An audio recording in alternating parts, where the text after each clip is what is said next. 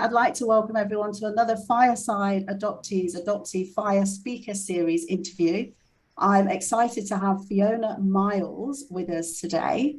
Fiona was born in 1966, so within the baby scoop era, relinquished at birth, left at hospital by her birth mother, and spent 5 weeks on her own until she was taken in by her birth mother's sister, her auntie.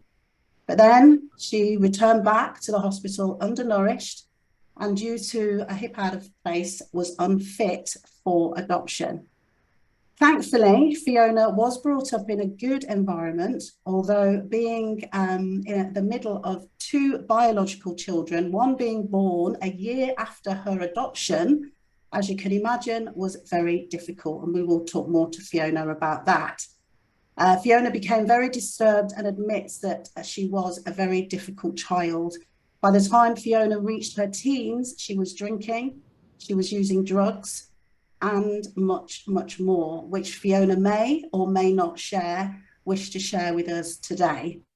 At 21, Fiona found her birth mother and 3 half siblings. Her first marriage ended when her bio sister and her husband took off together. And her second marriage was actually worse than the first. Thankfully, her third marriage has endured Fiona for almost 20 years. And I have a smile on my face for that marriage that she's in now. Fiona started her journey out of her adoption fog 6 years ago when she found and joined many adoption groups. I think a lot of us can relate to that. She has worked relentlessly on herself ever since, and has learned how to minimize the feelings and emotions that have haunted her life. Fiona is now an author of 3 books. She is from Bonnie, Scotland in the UK, and now lives in Manchester in the UK. And I am very, very pleased to welcome you, Fiona. Hello, Fiona. Thank you for joining us today. Hello, everybody. So I've touched on quite a lot there, Fiona, for a deliberate reason, because as we've been preparing for this interview, it's become apparent that we could really get a very, very interesting interview for about 2 hours with your story. And I think that's with a lot of adoptees. I've touched on the difficulties, obviously, starting with relinquishment. I think we will probably talk more about the effects of that being left in the hospital. But can we start with talking about your adoption and being the adopted child within 2 biological children, one literally born a year after you were adopted? Can you share with us, Fiona? I mean, introduce yourself as well if you want to, a little bit over what I've said, but really share with us how that was for you. Mm-hmm. Well, hi, I'm Fiona, and Donna has introduced me perfectly well. But yes, for me, I was in the middle of 2 biological children, which was very difficult. My brother was 4 years older and my sister is 2 years younger. Bearing in mind I didn't come into the family till I was about 8 months old. And growing up, it became very apparent, you know, even from a young age, that I realised that I wasn't like my brother or my sister. They looked like their mum and dad, and I didn't look like them at all. I had like funny teeth. I had squint teeth and they all stuck out, and I had squint eyes and fuzzy hair, you know, and my sister and brother were very like my mum and dad. My sister had curly hair like my mum, and my brother had the sort of looks of my dad. And growing up, you know, there were things that were said, you know, by, what can I say, people who just shouldn't say things or just don't think about what they're saying. And we had a family come to visit us at home, and in the 70s, you know, we were brought up where we were sort of introduced to visitors and then you disappeared. So we were being introduced to the visitors, and the visitors were like, oh, your children are lovely, and oh, you know, Gavin looks so much like his dad, and Vary looks so much like her mum. And then he pointed at me and said, and are you the milkman's? You know, and like folk were all laughing, and I'm like, well, I don't actually find that very funny. Even as a child, I didn't find that funny. And it just made me more aware that I was obviously very different to my brother and sister. So it kind of started that I'm not the same feeling going on. And I had been told I was adopted from an early age. From about 2, my mum and dad kept telling me I was adopted. It didn't sink in until I was about 6. And I remember being told, and I remember wondering, you know, well, where's my real family then? You know, I can actually remember thinking, well, you know, how come I'm not with the family that I should be with? You know, it was all very confusing, and I really find it very, very difficult that as children we are expected to understand being told something that is so completely world shattering to our little beings, that we are adopted, that we are not who we thought we were. Our whole identity is then just burst out of control, really. Well, that's how it affected me. You know, I couldn't get my head around it. I couldn't find a place for it, if that makes sense. It's hard to describe, but it just completely tilted everything for me right over into somewhere that I was not able to navigate as a child. So. Thanks, Fiona. And I think as well, like a lot of adoptees, we can relate to the fact that no one actually really spoke to us about it, did they? Or asked us how we felt about it. So it was very much locked inside ourselves. So all of the confusion is inside ourselves. Yeah. And it's just all going on inside. So it's just, yeah. Yeah, and I grew up in a very small rural place in Scotland, so there was no social workers, there wasn't anybody, and basically it was told to me and left there. That was it. There was no further discussion about it. Yeah. So and then obviously your behaviour got worse into your teenage years. Can you share with us a little bit about that time? That was 13 years old, which again for a lot of adoptees is the age that the shift starts to occur. How was that for you, Fiona?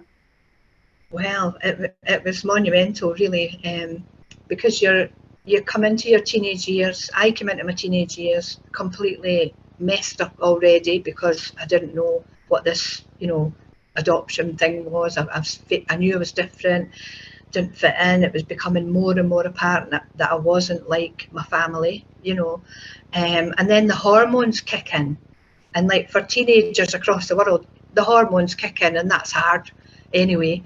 But for me, with this sort of, you know, added burden, so to speak, that I wasn't able to navigate, I really couldn't navigate the hormones as well. So everything just went mad, and I just started getting into a lot of trouble, being very difficult at school, being very difficult at home. I started stealing at home, telling lies, getting into trouble, fighting at school. I became very aggressive at school, very aggressive outside school. And you know, things just escalated, and by the time I was 16 I was on drugs, smoking. By the time I was 17 I was away down in London, and I was being prostituted out of a house in London, and things were just getting, you know, were going from bad to worse for me, really. And in it all, I never ever saw myself as a victim. I always kind of thought, well, you've got yourself into this trouble because I'd been such a bad child, and it was always pointed out that I was so bad and so naughty. And actually, I can remember my brother. It was in the days when the film where the 666 was on your head, or it was in a film, something like that, and my brother was holding me down trying to find these 3 6s on my head, thinking that was really funny. You know, so it was always kind of drummed into me that I was always the problem. You know, that it was me that was bad, it was me that was not right, it was me that shouldn't be doing all these things. And so when things started to happen, you know, as I was out of the house and growing up, so to speak, I just thought it was all just my own fault anyway for, you know, for what I was doing, kind of thing. Yeah, I think we sort of it's this sense of badness, isn't it? This sense of unworthiness that just sort of is there, and totally and utterly believed by ourselves. It just grows, doesn't it? It just yeah. And if it's never been understood. You touched on anger. Now I know we're going to talk about your books, but I know in Adoption Trauma, the book that you've written, which we'll talk about, you've talked a lot about that anger. Now I can really relate to the anger. You talked, I think it was in your book or maybe a conversation where you at school, I can relate to this, like impulse, like literally just you can't help yourself. There was a lot of that for you, wasn't there, in your There was a lot of it, because you know, my mother had told me that I had an older sister. For some reason they knew that I had an older sister, and they also knew that my birth mother had kept her. She was 3 years older than me, and my parents kept my original name as my middle name. I mean, for me, that just caused me more annoyance, you know, to have to deal with, that obviously there was something dramatically wrong with me, that I was not kept, you know, and this other child was kept. So it's that in itself brought about feelings of, well, what was so wrong with me?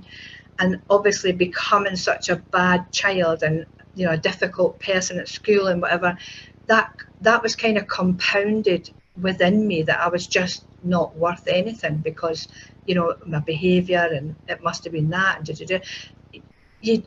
Well, I found it very difficult to comprehend, you know, why I couldn't behave. Why could I not be good? Why could I not be good like my brother and sister? Why could I not be clever like them? Why could I not even try to be like them? You know, it was always difficult for me. I always found everything really hard. Yeah. And this went on for you for many, many years before coming out of the fog. So sort of as part of your young adults and certainly into adulthood, you got married. At what age were you when you married? The first marriage was I was 19. He was he was Irish, and I had been in an awful. I mean, he saved my life at the end of the day, but I really shouldn't have married him. But I was in a horrible situation where I'd been held hostage, and you know, my life was in danger. But I managed to get away. I managed to get out of the situation, and he was just there, and he got me away from the whole situation, and we just stuck together. You know, he liked me, so I was like, that's good. Yeah, I'm going to stick with you because you like me, and that's good. And that was just a really big disaster. I imagine. I mean, I also walked into found myself in a very abusive, awful relationship soon after leaving home, and I think it was a reflection of how I felt inside, who I then met, and convinced myself loved me, loved me as much as I loved myself. And I think that's kind of where we're at that point. Can you relate to, I mean, I could personally relate to so much. Fiona, I've known you for just over a year, but reading your book, just there's so much that I could relate to in there. The mistakes that we make with relationships. So it was very much like we discussed this, very much like a hamster wheel, wasn't it, for you, just with relationships and trying to move through this trauma that you were having but didn't really know why or where it came from. Yeah, I mean, I had no idea that you know, I had no idea at that point in my life that me being adopted was a huge part of the reason for the behaviour, because, you know, my behaviour got so bad at one point that my family, I was taken to a psychiatrist and I was put on diazepam, but I wasn't told I was on diazepam. It was crushed into my food at dinner time, and that was to make me sleep at night, because I couldn't sleep at night. I used to get up and wander about. So you know, it was so damaging. The whole thing was so damaging, but it didn't ever seem to be put down to my adoption. It was just put down to me just being bad. You know, it was always that, and everything that kind of happened in the lead up to, you know, things changing in my life, I just always thought it was all my own doing, because, you know, I was this bad person. Yeah. Yeah, we just sort of feel like we're just not normal, like something's not right, and we just sort of bury it, don't we? And just move on and yeah, create more havoc around us. So reunion did occur for you quite early on, didn't it? Again, similar with me. 21, I met my half brother, and I found out about my birth mother. But you actually met your birth mother when you were in your early 20s. Can you tell us a little bit about that, Fiona? How Yeah, was I mean, that? it was, well, it was interesting to say the least. But my my reasoning for needing to find her was that I was unable to have children, and I kept, like us all, we get asked so often about our medical back history and whatever, and you know, you have to again say, well, I'm adopted, I don't know, because I had no access to any medical records growing up. So I decided to find her, and my mum and dad, they helped me to find her, which was really nice of them. And I can remember walking into my bio grand's house, and Maggie was sitting there, my biological mum.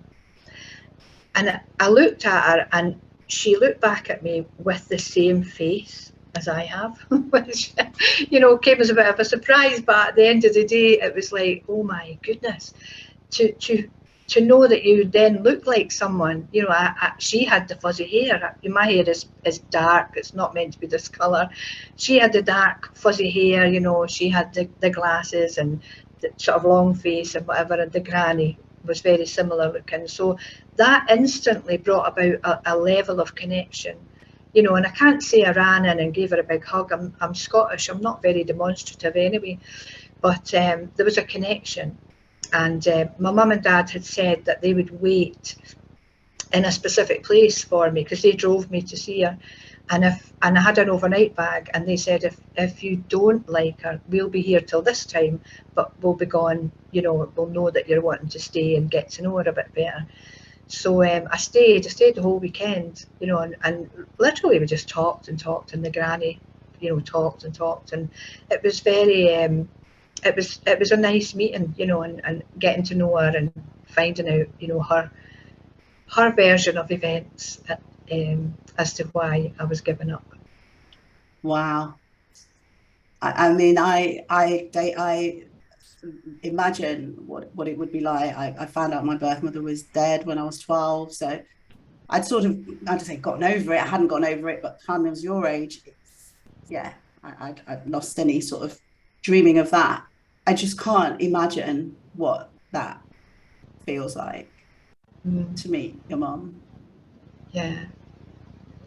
And we see it all the time, don't we, in the posts that we see on Facebook, like I'm about to meet my, you know, and it Mm, just sort of takes us back there. It's like that feeling is just incredible.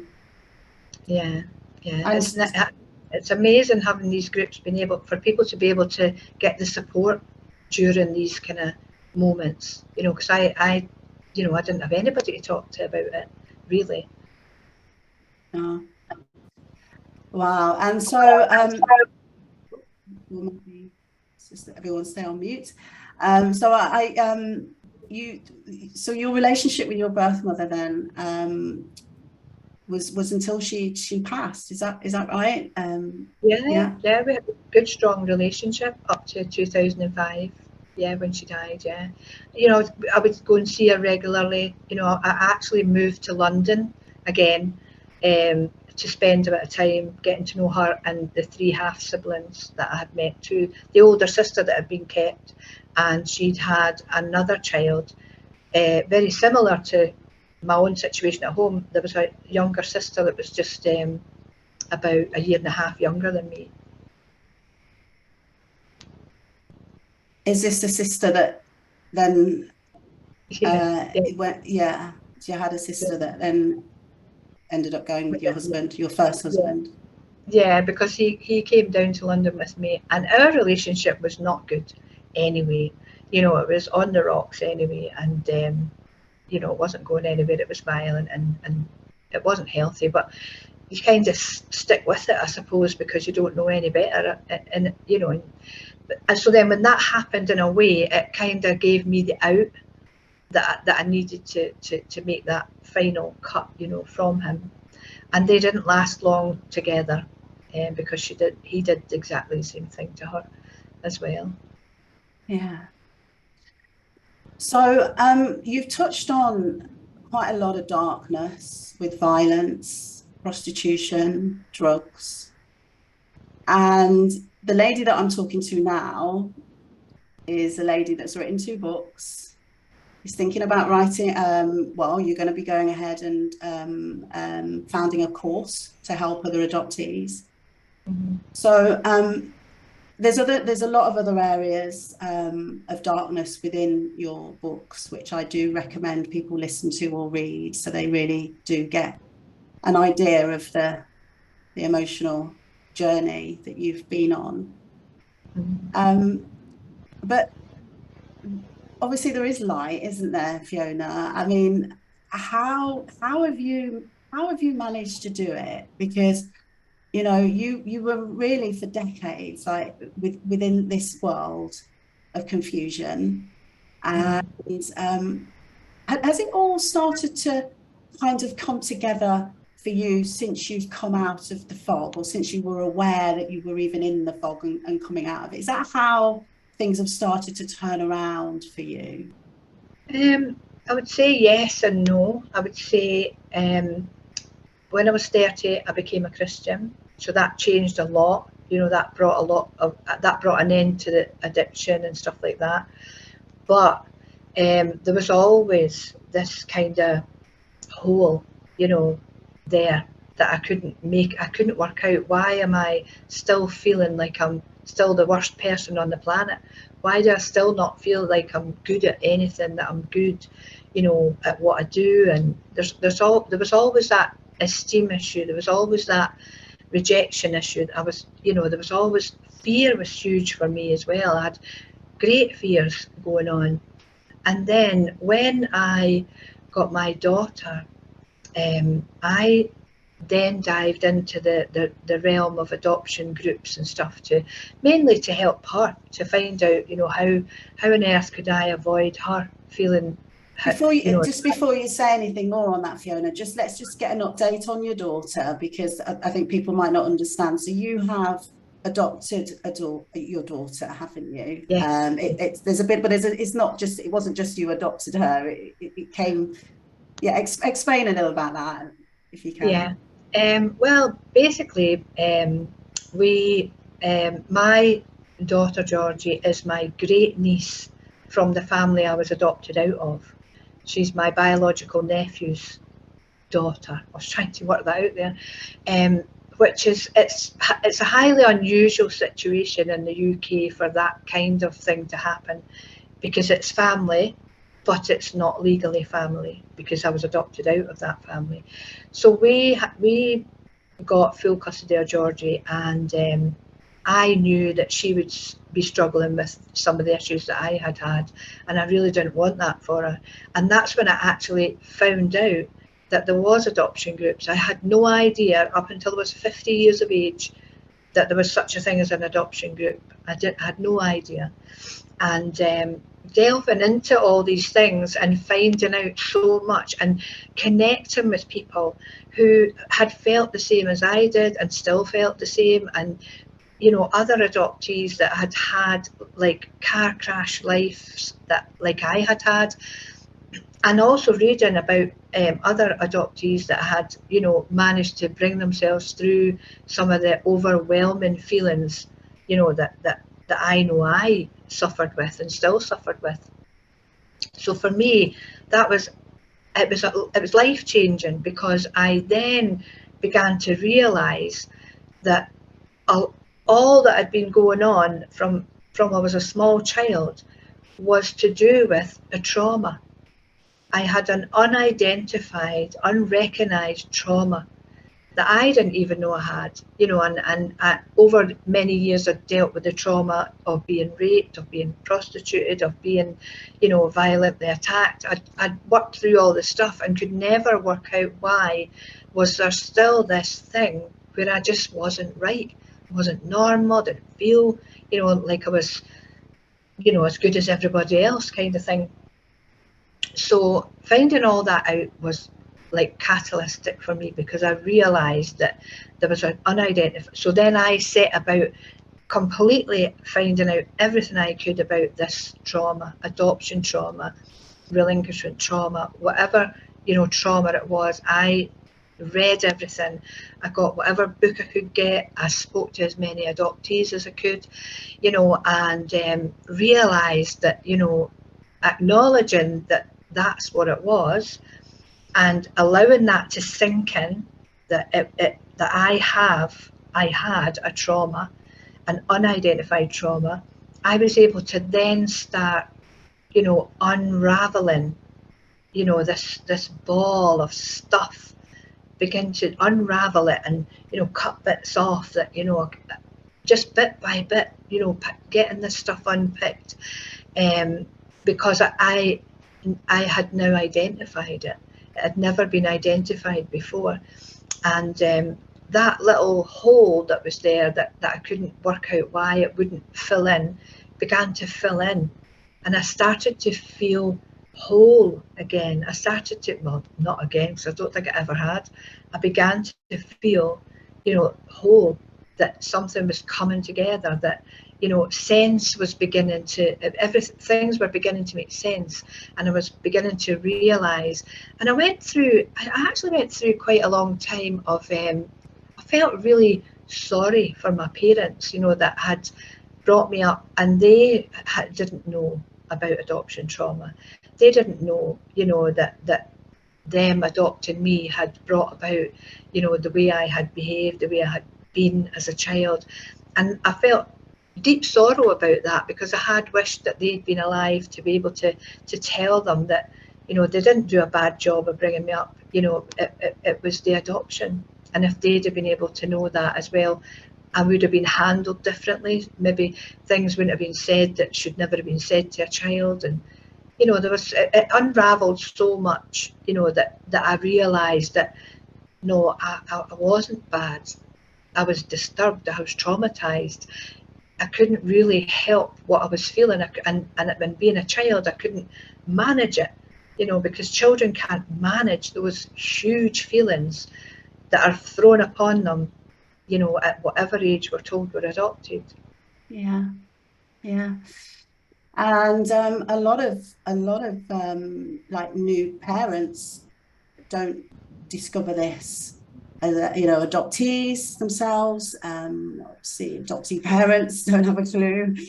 Thankfully, you ventured on this journey and stumbled across this, and I can completely relate to you in a way, because I was looking at all my other traumas, you know, child abuse, being mixed race in a white family, you know, searching for tools and training in all these areas, but didn't once look until, like yourself, you're 50, at it being even a possibility that it was adoption. Almost stumbling across it like you, with all the adoption groups. Like, is there really that many adoptees? Really? It's yeah. So I can really relate to that a lot. And I mean, the beautiful thing, Fiona, is that you're so passionate now. In these last 6 years, you've really like your focus, your purpose now. I think it was always for others, without a doubt. You were working with women in refuges and things like that. But now your passion really is with adoptees, isn't it? Yes, definitely, because I realised that, you know, there must be more than me out there that don't even know that these adoption groups exist, and my heart is towards, in the main, older adoptees didn't maybe get the help that's available now, because my daughter has fantastic support. She's already in trauma therapy. So it's kind of like, my heart is just to, have spaces like this, direct people to spaces like this. I have a little Facebook group. It's only for adoptees that are sort of older as well, but it's just somewhere safe to be, to say the things that you just can't say elsewhere. There's certain things I can't say, certain things to any of my siblings, be that from the family I was adopted into or the family I was adopted out of. There are things I can't say them, because they're not going to, that full understanding isn't going to be there, Yeah. So the safe places for adoptees to be able to bear those feelings that are there, that you can't express in other places because they're not understood. Yeah. And where you are in the UK, especially being from there myself, there really is a need for more voices in the UK. It's lagging behind the US insofar as support for adoptees and the whole triage. Yeah, I'm shocked. In the UK, I am shocked at the lack of support there is for adoptees, the lack of support for birth mothers. There's just a huge chasm there, that needs more. I think it needs more. We don't need more professionals that are not adopted. We need more adoptees, being out there and telling it like it is, really, with love, not tearing anything down at the same time. Yeah. And I want to just touch on that, the sharing, the voice. You've started that now. It's a dream of yours. I used to daydream. I called it as a child about writing a book. I now call it disassociating. I was all the time completely disassociated.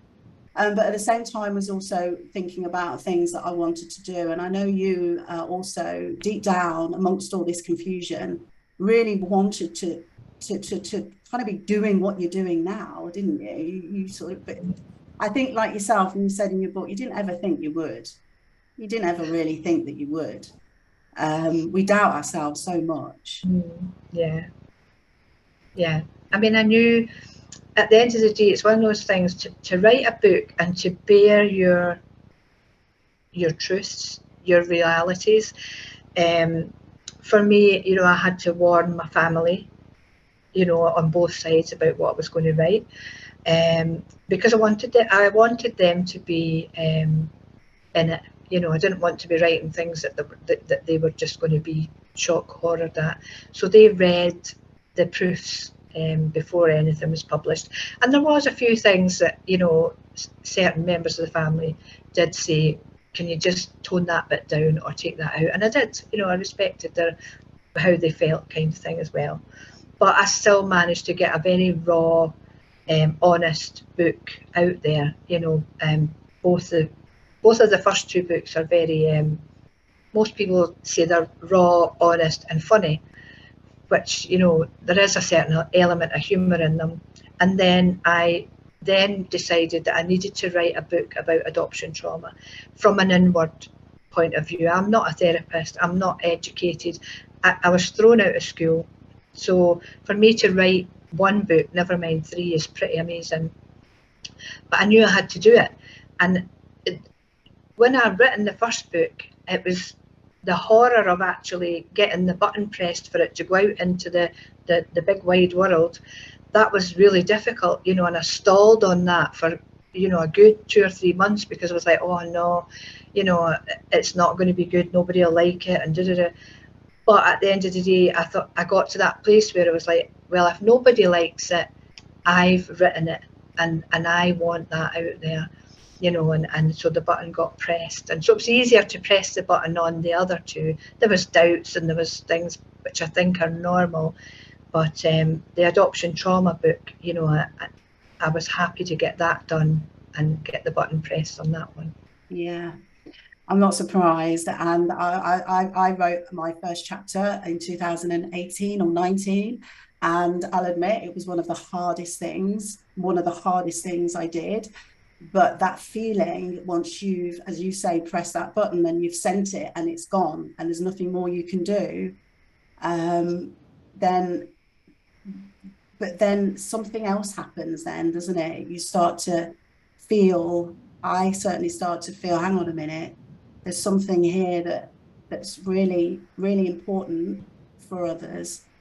And that in itself is healing for ourselves, I feel.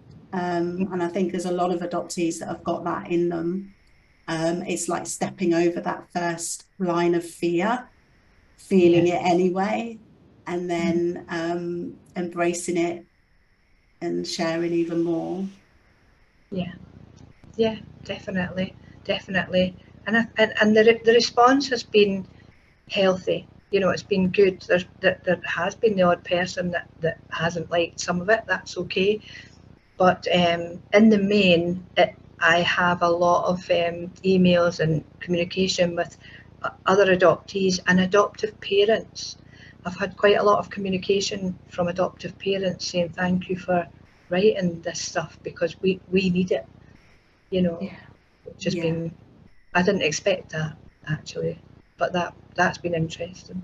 I think that's lovely, and I think anything that I write or do secretly will be hoping that more adopted parents get hold of it and read it. Yeah, without a doubt. Yeah, and I'm really excited about a course that you've got in mind to provide for adoptees. Can you tell us a little bit about that? And what I would really love is anybody here, anybody that listens to this, sees it on YouTube or here right now, to stick their name down. It's not there yet, but this is something that is happening. And I, for one, am really excited about it and would love to help you out in any way. So can you tell us a little bit about that, Fiona? Well, it's a little concept that came up where it's called the R.A.F.T, and it's capital R.A.F.T, and it's rejection, anger, fear, and talk about it. And like the picture I had was this little raft, and one of the things that I felt for myself was that, the adoption groups and the connecting was like my sort of life raft, and from that raft, I've been directed to other places, to this place, to that, to this person, to that person, because it's not every counsel, it's not every person that you're going to immediately connect with, personality wise and whatever. You're not always going to just be everybody's friend, or their story's not always going to work for you. And for me, it's about being able to talk about the rejection that I felt, that we feel, the anger, the fear, being able to talk about them, to someone that feels or felt the same, and being able to, for me to be able to signpost people to other places, because the raft, kind of in my mind anyway, the raft is somewhere where the adoptee will come on with me, another adoptee, and then that raft will take them where they want to go in life. If they want to go and write a book, from that raft, then I can direct them, to where would be the most helpful for them to write a book, where would be the most helpful for them to go into a certain career, or that's what's in my mind. Because sometimes for me, I've always felt that I've been so unable and unworthy to do stuff, and not really wanting to step out without someone holding my hand, because you don't want that rejection, you don't want that feeling again and again. So in my mind, that is what the raft will be about, and there'll be some self-help stuff about rejection and minimizing those rejection feelings, minimizing the anger, minimizing the fear.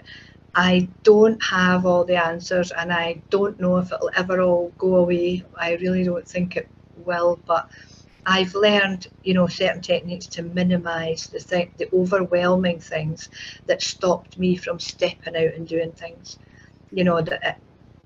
Like 6 years ago, I would never have sat in my living room with all of you people listening to me. I would never have opened my mouth, never. And I'm going in 2 weeks' time. I've been asked by our social work department to take up my book Adoption Trauma to an open meeting with adoptees and special guardians, which is phenomenal. Yeah, that is phenomenal. That's wonderful. And I think that's the start of, sorry, my lighting's going all over the place today on this interview. But I think this is the start for you, Fiona. It's exciting, really exciting. Is there anything that you want to say? I mean, I think you've hopefully inspired others to really consider going down that road of sharing, even if it's just writing their story down and not intending for it to go anywhere. I did a talk, I became a speaker. And when I first spoke about my adoption, albeit I was in the fog, the feedback that I got was just incredible. And from that moment, I've been speaking ever since. Because it's only when you've done it that you realize like how much this is of an impact for others. So is there anything that you would like to say or sort of share to people watching to sort of, you know, about, well, is there anything else that you would like to share, Fiona? I mean, for me, if there is anyone who does want to get their story out there, then, you know, it's an important thing for adoptees to get that voice that we haven't had, you know, for so many years. It's important that our voices are heard across whatever continent we're on, and it doesn't have to be perfect. You know, my books are not perfect. You know, you may or you may not pick them up to read, and you will find typos, you will find, you know, punctuation that shouldn't be there, or maybe punctuation that should be there and isn't there.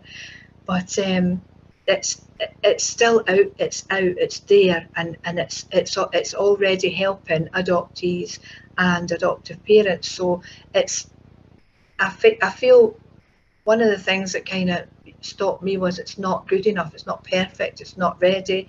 And then it was a case of it's never going to be perfect, it's never going to be ready. Just get it out there and let that voice be heard, you know.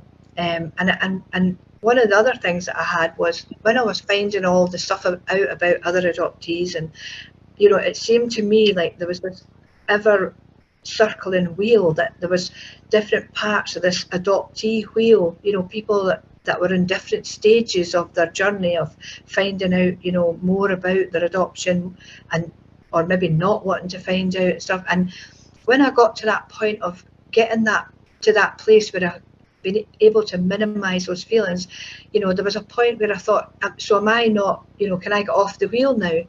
And I looked at it and I was like, no, I don't want to get off the wheel. I want to stay on the wheel. You know, I want to be where I'm supposed to be within, you know, the adoptee community. I am adopted. And I am an adoptee, and I want to stay within, you know, my community, but I want my voice to be heard out with this community of adoption. Yeah, beautiful. Thank you, Fiona. Thank you. And I will say as well, listening to your books is quite wonderful. Anyone here listening to Fiona, hopefully understanding Fiona's Scottish accent, which I can. Oh, hope so. I'm actually 30% Scottish, you know, that I found out from DNA Ancestry that there's 30% of me that is Scottish. But what I was going to say was, on Audible, you've got all your books on there, and you've done the audio yourself. Yeah. And it's really quite powerful listening to you share your own story. And I absolutely recommend Adoption Trauma for all adoptees to read or listen to. The punctuation or whatever, mine's not good, so I didn't notice a thing, Fiona. It's quite amazing how, if people didn't know how easy it is now to self-publish. We can self-publish, we can get our books out, and it's never going to be perfect. As adoptees are trying to be perfect all the time, and the truth is, whatever we say right now is going to help adoptees in years to come, even though we may not be in that place anymore. So yeah, thank you for sharing that, Fiona. No problem. So thank you everyone for listening and being here for this interview with Fiona. We will end the interview now and then open up for a Q&A. Thank you.